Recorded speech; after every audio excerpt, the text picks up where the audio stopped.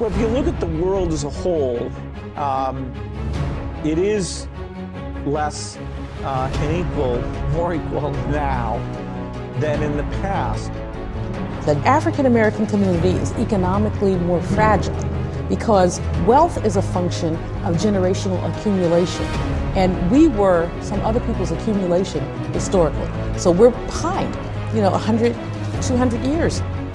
We're back in a moment with the staggering news out today about the growing gap between the haves and the have-nots. Some new figures came out today, as we mentioned, on global wealth and income disparity, and they are so shocking it takes a while for them to sink in. A study commissioned by Oxfam says the world's richest 85 individuals have the same wealth as 3.5 billion people around the world. And finally, new rule, someone must tell me, what is with this new trend of people who have all the power acting like they're the oppressed ones? Is it really that hard out there for a pimp with $8 billion? Even when your shady financial tricks tanked the economy, nothing happened to any of you. Nobody went to jail. Nobody went broke.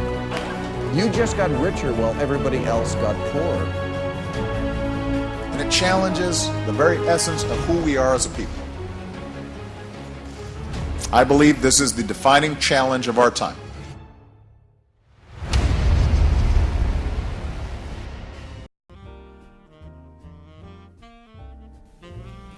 I'm here with Monique, a student at Marymount Manhattan, majoring in political science. She's here to tell me what she thinks about wealth inequality today.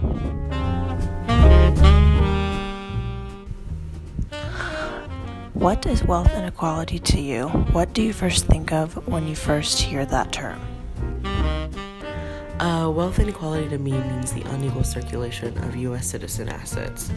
When I first hear the phrase wealth inequality, my mind turns to the term income inequality, which is the gap in unequal distribution of income throughout the United States citizens.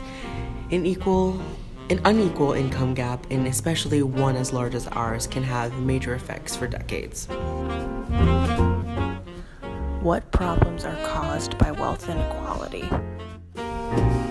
Well, both wealth inequality and income inequality are forcing us to have a slower growing economy, and not only that, it puts high social pressures on everyone. Most people aren't aware that 1/4 of American workers only make $10 an hour. That puts people below that federal poverty line.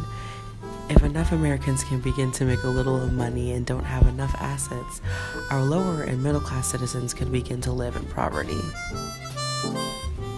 So what can we do? What do you believe is the best solution to helping create a smaller wealth and income gap? First, we need to get more people educated and talking about this issue. There should be a limit on the amount a single person can make in a year. The average CEO makes about $16 million a year.